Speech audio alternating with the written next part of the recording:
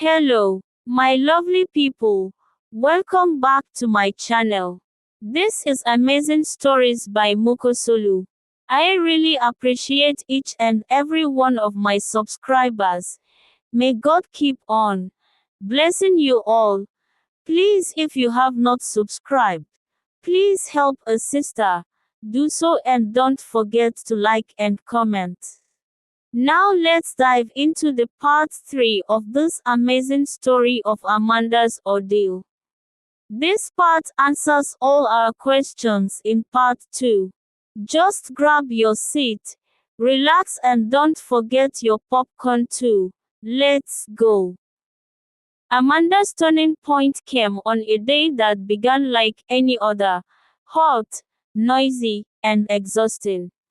She was sweeping the front of Mama Rosa's buka that morning, her head bent, hair damp with sweat, when a black Toyota Corolla pulled up by the roadside. It was an unusual sight in that part of town. Most cars here were dented buses or noisy Okadas. The windows were tinted, and the car looked like it had been washed just minutes ago. A young woman stepped out, tall, graceful, and dressed in a simple yet elegant white blouse and navy skirt.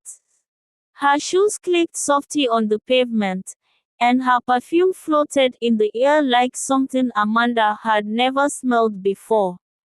She walked to the counter, ordered jollof rice and fried plantain, and sat at a table in the corner, scrolling through her phone. Amanda brought her plate, placing it gently before her. The woman looked up and smiled, a real smile, not the kind you gave out of politeness. "You're not from here, are you?" she asked. Amanda hesitated, unsure if it was a good thing to admit. "No, I came from the village some months ago." The woman studied her for a moment. "You speak well. Are you in school?" Amanda shook her head. "No, ma, I'm just working here for now." The woman's brow furrowed, but she didn't press. Instead, after finishing her meal, she pulled a small card from her purse and slid it across the table. "My name is Mrs. Clara Obidike. I run a small event planning business. We have a big wedding coming up next weekend, and I need someone to help with errands. It's just for 2 days. The pay isn't much, but it's more than washing plates." Amanda's heart thudded. She glanced at Mama Rose, who was pretending not to listen but had her eyes on them. I can do it," Amanda said quickly.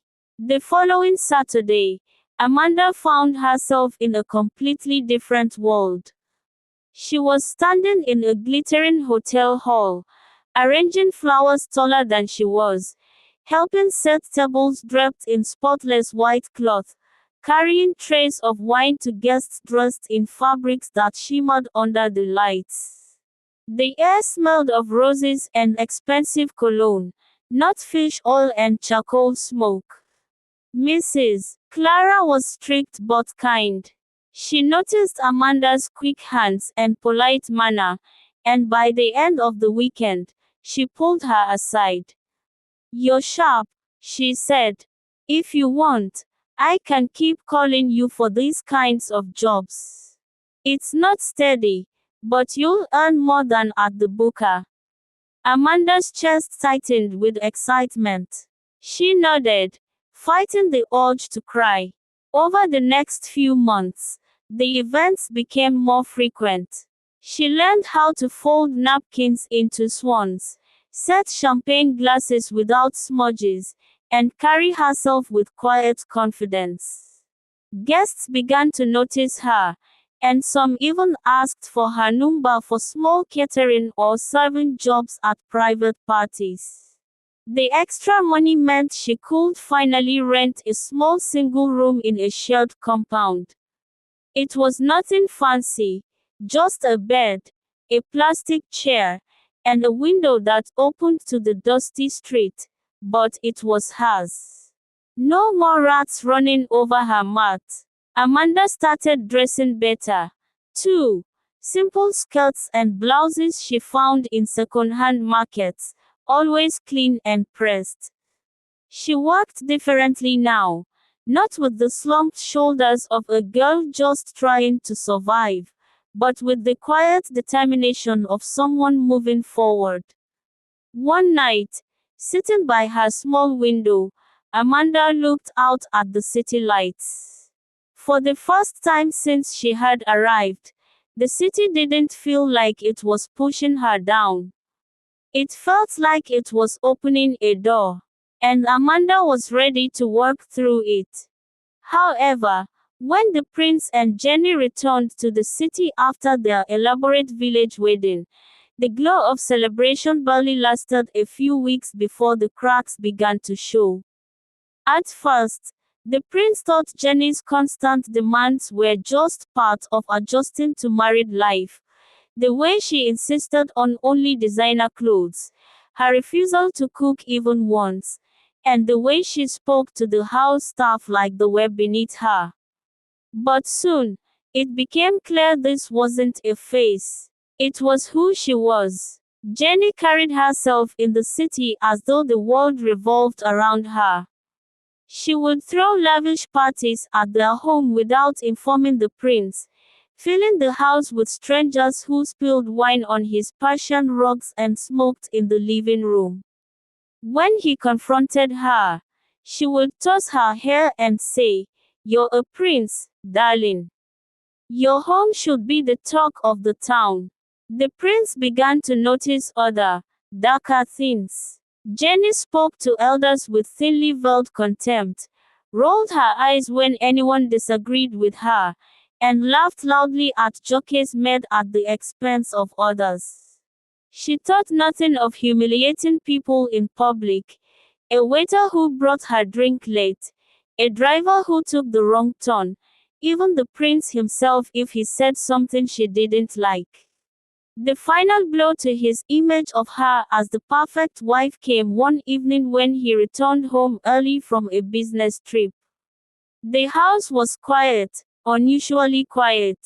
As he walked through the marble-floored corridor, he heard soft laughter coming from the guest room. When he pushed the door open, he found Jenny lounging on the bed in a silk robe, sipping champagne, with a man he didn't recognize. The man scrambled to leave, mumbling an apology, but Jenny didn't even look ashamed. She simply smirked and said, "Don't look so shocked. You're not the only one who deserves to enjoy life." That night, the prince barely slept. He lay in the darkness, replaying every warning sign he had ignored. The way Jenny flirted shamelessly with his friends at their wedding reception, how she had once bragged about having men wrapped around her finger back in the city, and the cold glint in her eyes when she didn't get her way. Over the months, the marriage became a battlefield. Jenny would vanish for days without explanation, return with expensive gifts she claimed were from friends, and threatened to embarrass the prince publicly if he dared to question her. She grew more arrogant, convinced his title would protect her from scandal. But the prince's affection had long since turned to regret. In quiet moments, he found himself wondering what would have happened if he had chosen differently, if he had married someone with kindness, humility, and true strength of character. And in those moments, a name he had tried to forget began to return to his mind: Amanda. Amanda's rise to something greater didn't happen overnight, but when it came, it felt like the universe finally exhaled in her favor. For months, she juggled event gigs with odd catering jobs, sometimes working 3 days without proper sleep. She carried crates of drinks until her arms ached, set tables until her fingers blistered, and learned to balance a tray of champagne flutes in a crowded hall without spilling a drop. Then, one afternoon, Mrs. Clara called with a tone Amanda had never heard before, excited, almost urgent. "Amanda, I need you this weekend. It's a corporate gala, not the usual weddings. Big companies, big people. Dress neatly, hair pulled back, no heavy makeup. And please, be early." Amanda agreed instantly. The night of the gala, the venue was dazzling, crystal chandeliers casting golden light, a live jazz band filling the air, and the scent of expensive perfume replacing the usual smoky grills she had grown used to. Amanda wore the simple black and white uniform Mrs. Clara had given her, but she walked with the quiet poise she had been practicing for months. Her job that night was straightforward: refill drinks for the VIP section. She moved discreetly between tables, offering glasses with a polite smile, making sure not to linger unless spoken to. Halfway through the night, while pouring wine for a small group in tailored suits, a man in his late 50s with a salt and pepper beard stopped her. "Young lady," he said, studying her face, "do you work for this catering company?" Amanda nodded. "Yes, sir, temporarily." He leaned forward slightly, "And before that?" She hesitated. "Just other small jobs. I'm from the village, sir." He smiled faintly. "You speak well, and you've been paying attention to every detail tonight. That's rare." He handed her his business card. "My name is Chief Tunde Okafor. I run an events and hospitality consultancy. We train staff for high-end clients. I think you'd do well with us. Come to my office on Monday." Amanda held the card like it was made of gold. That Monday, she found herself sitting in a polished glass office overlooking the city. Chief Tunde asked her about her experience, tested her on basic etiquette, and even had her demonstrate how to set a formal dinner table. At the end of the meeting, he leaned back and said, "You'll start next week. Full-time, decent pay, and I'll sponsor your professional training in event coordination." Amanda left the building dizzy with disbelief. The new job changed everything.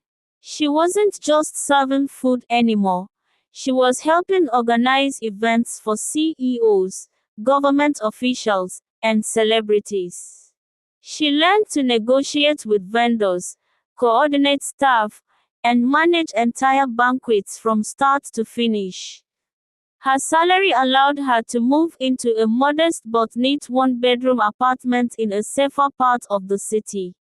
She bought her first smartphone, started a small savings account, and even sent money home, though she knew Felicia and Jenny would never thank her for it. Months later, one of the consultancy's biggest clients, a luxury hotel chain, was so impressed with her work during a high-profile wedding that they offered her a position as their in-house event coordinator, with triple the pay she had ever earned. Amanda was no longer just surviving. She was thriving, and without realizing it, she was climbing into a social cycle that would soon bring her face to face with people from her past, including the one man she never thought she'd see again. It was a humid Friday evening when Amanda's phone rang at her desk in the luxury hotel's events office. The front desk manager's voice was urgent but calm. "Amanda, we need you in the royal suite immediately. One of our VIP guests is hosting a last-minute dinner tomorrow. They are requesting you personally to coordinate it." Amanda frowned slightly. "Me? Do I know the guest?" The manager hesitated. "You'll see when you get there." She grabbed her clipboard and hurried up to the suite. The elevator opened into a corridor lined with thick carpet and gold-plated sconces. She smoothed her blouse, knocked gently on the suite's double doors, and waited. When the door swung open, Amanda froze. Standing there, looking more tired and older than she remembered, was the prince. For a second, neither of them spoke. His eyes widened, not in disbelief, but in something heavier, almost regret. Amanda. His voice was quiet, like her name had been buried somewhere in him for years. She regained her composure, straightening her posture. Good evening, sir. I'm the hotel's event coordinator. I was told you requested me. The prince glanced over his shoulder before stepping aside. Please, come in. Inside, the suite was a mess. Half unpacked shopping bags littered the floor. An open bottle of champagne sat on the coffee table, and from the bedroom, Amanda could hear muffled laughter, unmistakably Jenny's. The sound hit her like a slap. The prince noticed her stiffen. She's in there, he said bitterly. With her friends. They've been here for 2 days, and I haven't had a moment's peace. Amanda didn't reply. She simply asked about the dinner and began jotting notes, keeping her voice professional. But the prince wasn't looking at her notes. He was looking at her. At the woman she had become. Polished, self-assured, no trace of the girl who had once been humiliated and left behind. You've changed, he said quietly. The city's been good to you. Amanda gave a small, polite smile. I've worked hard, Your Highness. Jenny's laughter erupted again, louder this time, followed by a sharp clinking of glasses. The prince's jaw tightened. She's not the woman I thought she was, he said suddenly. I made a mistake, a terrible one. Amanda met his gaze for just a moment, and in his eyes, she saw it clearly. Regret, shame, and a longing for something he could never undo. But Amanda also knew something he didn't. She wasn't that helpless village girl anymore. Whatever this was, whatever he felt now, she was no longer a prize to be won or lost. She was her own person. Still, as she left the suite, clipboard in hand, her heart pounded. Not from love, but from the feeling that fate had just set something in motion, and she didn't yet know if it was revenge, redemption, or something in between. The next evening, Amanda arrived at the royal suite 2 hours before the dinner was set to begin. She came dressed in the hotel's formal coordination attire, a sleek navy sheath dress, minimal jewelry, hair pulled neatly into a bun. Every step she took was measured, confident, the kind that made people instinctively step aside. The dining area had been cleared for a 10-seat banquet table draped in white linen. Crystal glassware caught the glow of the chandelier, and centerpieces of white roses with hints of gold shimmered softly. Amanda checked every detail twice: the spacing of the cutlery, the temperature of the wine, the pacing of the evening's service. At 7:15 p.m., the guests began to arrive. Wealthy business owners, politicians, 2 foreign diplomats, all greeted politely by Amanda as she directed them to their seats. She felt their approving eyes on her. She knew she carried herself like she belonged in these circles now. Then Jenny appeared. She swept into the room wearing a shimmering red dress cut far too low for such a formal dinner, gold bangles jangling at her wrists. Her makeup was heavy, her perfume so strong it lingered several steps ahead of her. She didn't notice Amanda at first, too busy laughing loudly and clinging to the arm of a man who wasn't the prince. When she finally did, she stopped mid-step. Her smirk flickered into something tighter. "You." Jenny's voice was half incredulous, half mocking. "What are you doing here?" "Serving drinks." Amanda's expression didn't change. "I'm the event coordinator for the evening. If you'd like to be seated, I can show you to your place." Jenny scoffed, but the prince, already seated at the head of the table, was watching closely. "Jenny," he said curtly, "sit." The dinner began. Amanda moved gracefully between the tables, signaling staff, ensuring each course was served seamlessly. Jenny, meanwhile, made a show of interrupting conversations with loud jockeys, correcting the waiter over imagined mistakes, and downing glass after glass of champagne. By the third course, one of the foreign guests leaned toward the prince and murmured, "Your coordinator runs a tighter ship than most I've seen in Europe." "She's exceptional." Amanda held it. So did Jenny. Her sister's eyes narrowed, and for the rest of the night, Jenny tried harder to be the center of attention, but the more she tried, the more it highlighted her lack of grace. She dropped her fork twice, mispronounced the name of the wine, and at one point, laughed so loudly during a guest's story that the entire table fell silent. The prince didn't say a word, but his gaze drifted often to Amanda, to the calm authority with which she orchestrated every detail, to the quiet respect she commanded from people of power. When the final course was served and the guests began to leave, Amanda thanked each one personally, receiving warm handshakes and promises of future contact. Jenny stumbled slightly on her way out, the gold bangles clinking sharply in the quiet hall. The prince lingered at the doorway. "Amanda," he said, his tone low but deliberate, "thank you.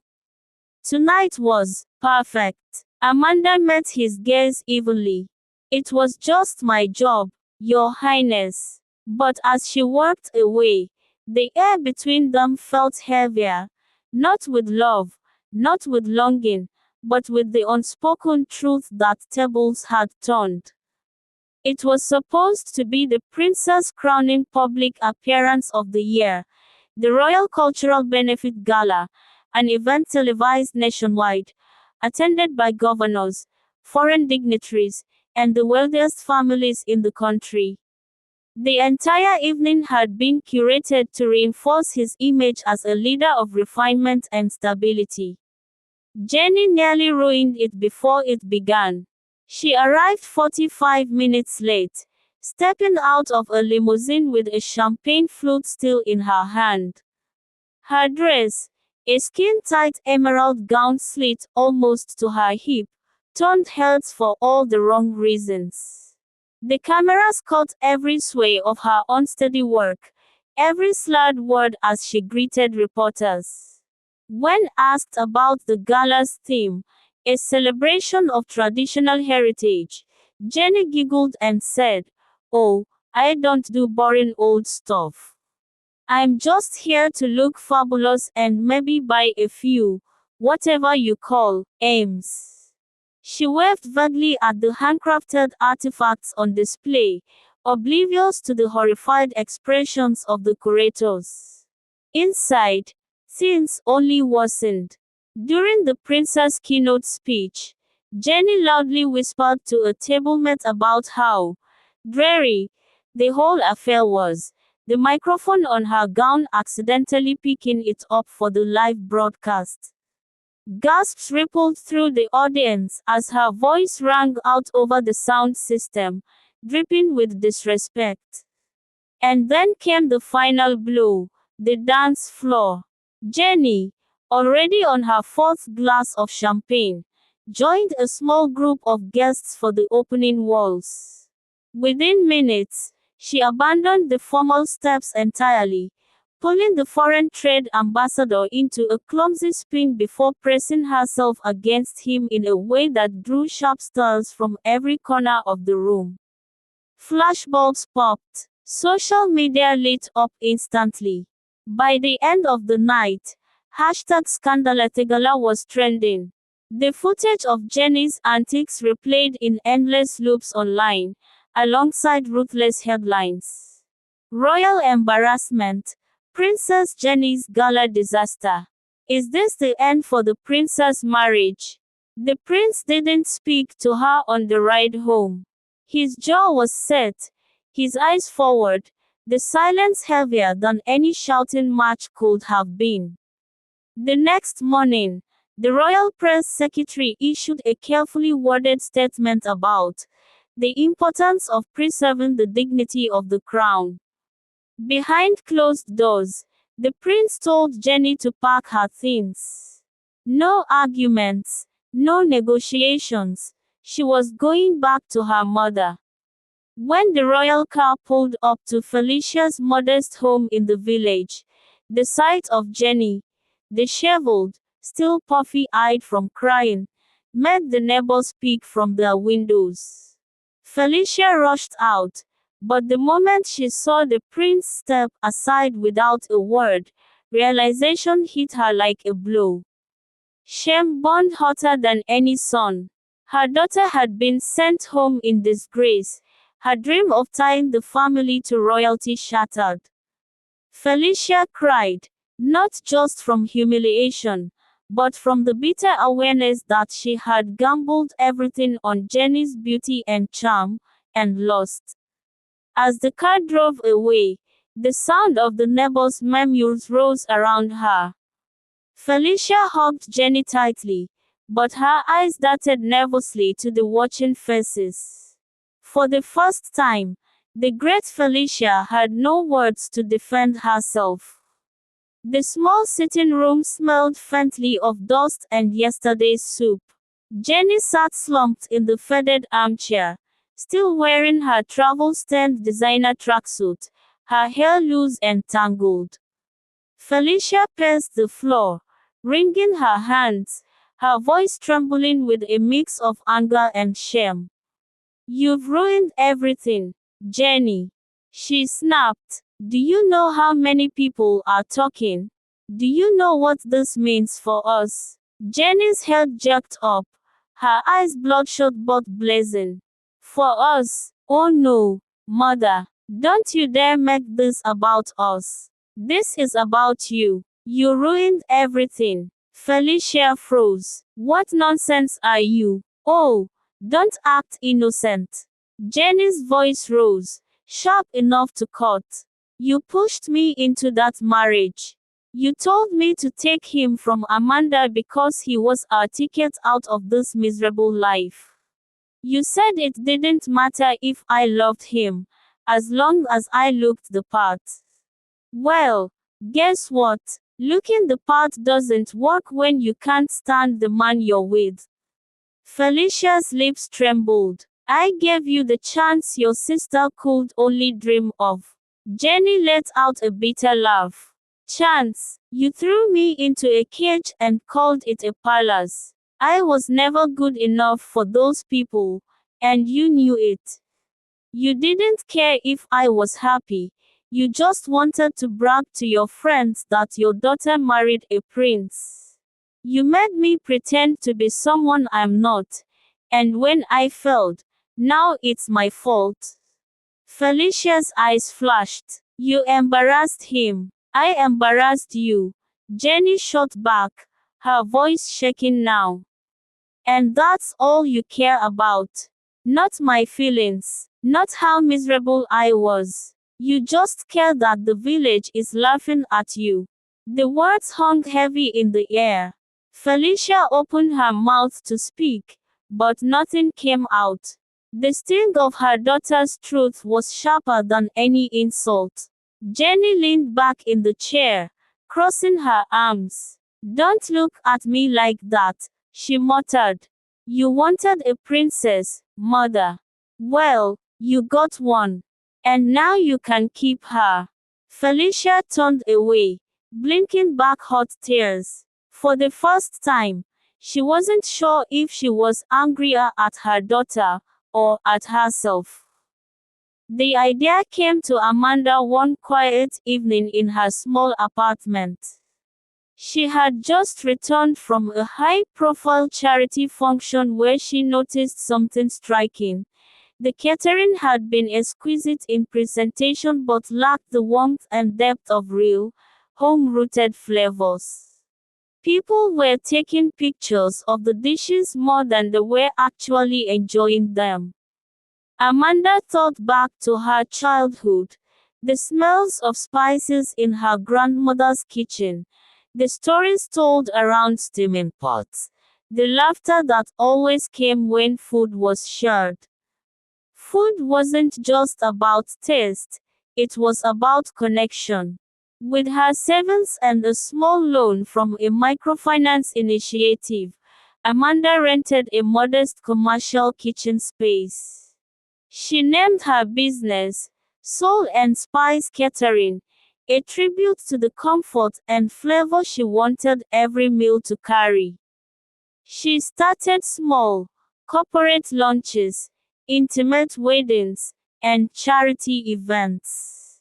Her first big break came unexpectedly. A fashion house was launching a new collection and needed catering that felt luxurious but authentic. Amanda created a menu that fused traditional African recipes with modern plating: jollof rice served in carved coconut shells, bite-sized puff-puffs with exotic berry compote, grilled plantain skewers drizzled with spiced honey. The guests raved, and the fashion house's social media team posted pictures that went viral. Soon, her phone wouldn't stop ringing. Orders poured in from embassies, international NGOs, and even celebrities passing through the city. She hired and trained a team, insisting that every staff member understood her philosophy: we don't just serve food, we serve moments people will remember. Alexander Pierce became a frequent client, recommending her to friends in business and politics. Through him, she landed an opportunity to cater a United Nations gala. That night, Amanda's creations caught the attention of an influential food critic from London, who wrote, "Amanda Oku's dishes carry the poetry of her heritage, plated with the precision of haute cuisine. She is a chef to watch on the global stage." Within 2 years, Soul and Spice Catering expanded beyond Nigeria, taking on contracts in Dubai, London, and New York. Amanda traveled with her core team, adapting menus to honor each culture while still infusing her signature African flair. Her brand became synonymous with cultural fusion and elegance. Airlines commissioned her to design first-class menus. Luxury resorts invited her for limited-edition culinary festivals. She launched a cookbook that became a bestseller. By her 5th year, Amanda wasn't just a caterer, she was a culinary ambassador.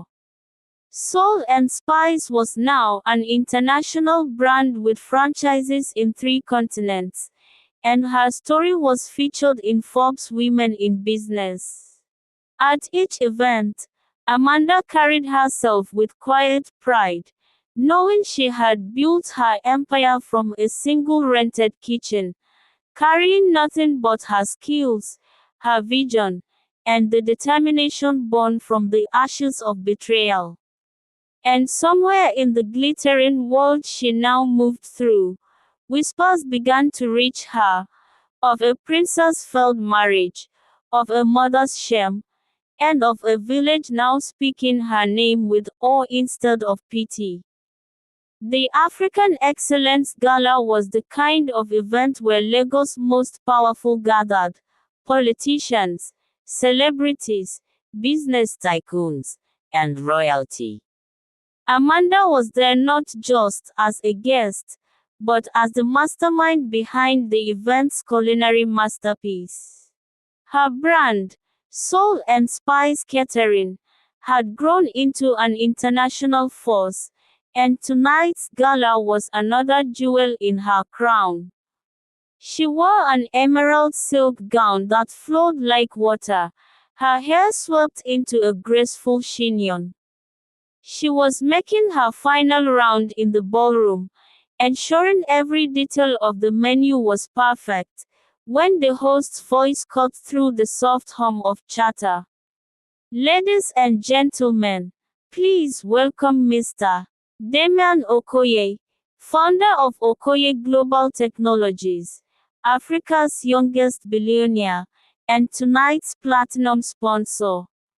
The applause was immediate. All heads turned toward the tall, broad-shouldered man walking in with effortless confidence.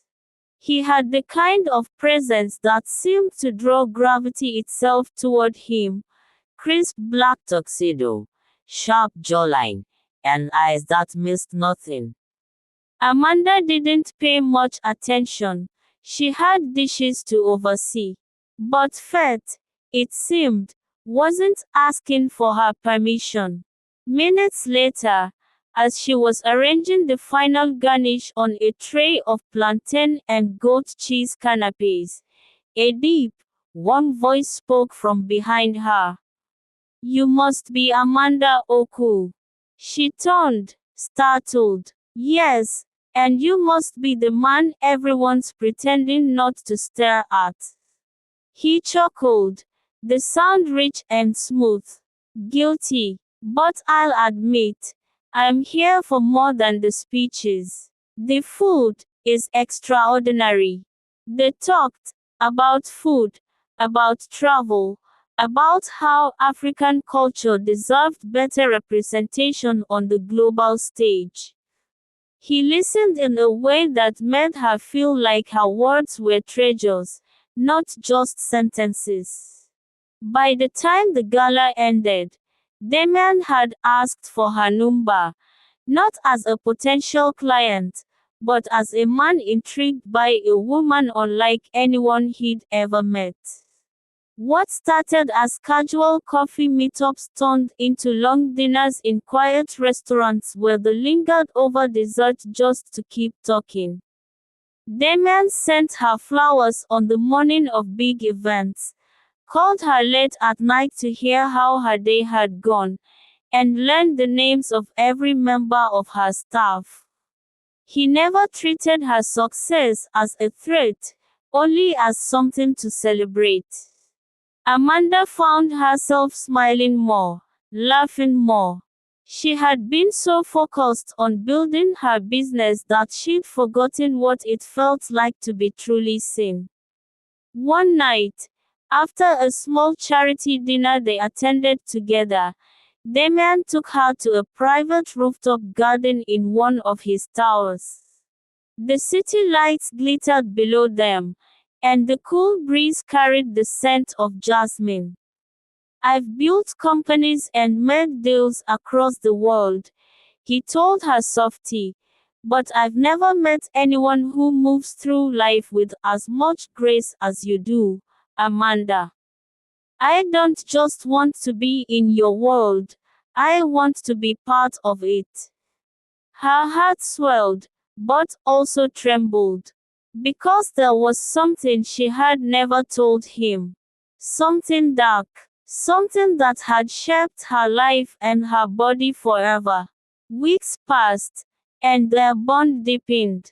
Yet Amanda could feel the truth pressing against her chest like a weight she could no longer bear. One evening, Damian invited her to his beach house, a quiet escape far from the city's chaos. They cooked together, laughed over spilled wine, and watched the sunset from the veranda. But as the sky turned dark and the sound of waves filled the silence, Amanda's laughter faded. "There's something I need to tell you," she said, her voice low. Damian's smile softened into concern. "Amanda, whatever it is, you can tell me." She looked away, the tears already welling. "When I was a teenager, in the village, something happened to me. Chike, a boy from the neighborhood, he raped me."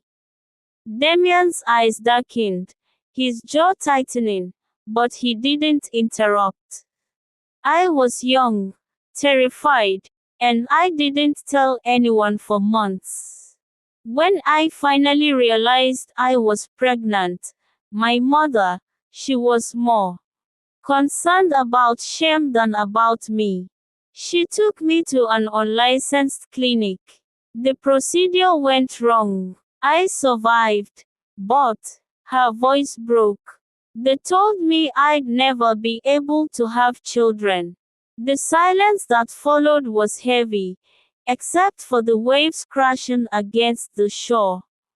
Amanda braced herself for pity, for disgust, for the shift in his eyes that would tell her this was the end. Instead, Damian reached out, cupping her face gently. "Amanda, I'm so sorry you went through that. You didn't deserve it. None of it was your fault." She shook her head. "I'm telling you because I know men like you, men with power and family expectations. One day, you might want children, and I can't." "Amanda," he said firmly, his tongue brushing away her tear. "I want you. Not because you can or can't give me a child. Not because of what happened in your past. I want the woman who built an empire from nothing. I want the woman who walks into a room and changes it without trying. If life gave you scars, they only make you more extraordinary."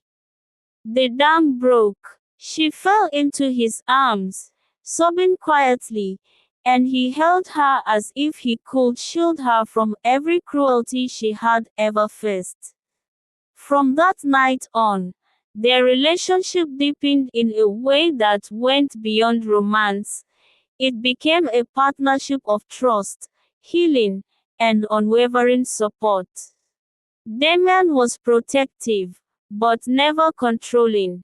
Gentle, but never patronizing. He treated her truth as sacred, and he never let her forget her worth. When the press eventually caught wind of their relationship, they tried to dig into her past. But Damian shut down every invasive question with a single statement to the media. "The woman I love is more than her past. If you want to talk about her, talk about her success, her strength, and her vision for the future, or don't talk at all." And Amanda, for the first time in her life, felt not just loved, but safe. Hi, my lovely people. This is where we draw the curtain for this part 3, and the story is still on. At this juncture, if you haven't subscribed to our channel, please I beg you in the name of God to do so. Meanwhile, what do you think about Prince Arinze's intention towards Amanda? Do you think he is planning to come back into her life? If he eventually does, do you think Amanda will take him back? Again, do you think Jenny's blames of her present predicament on her mother is justifiable? What do you think about Damian? Anyway, the answers to all these questions will be presented in the final part, which is coming soon.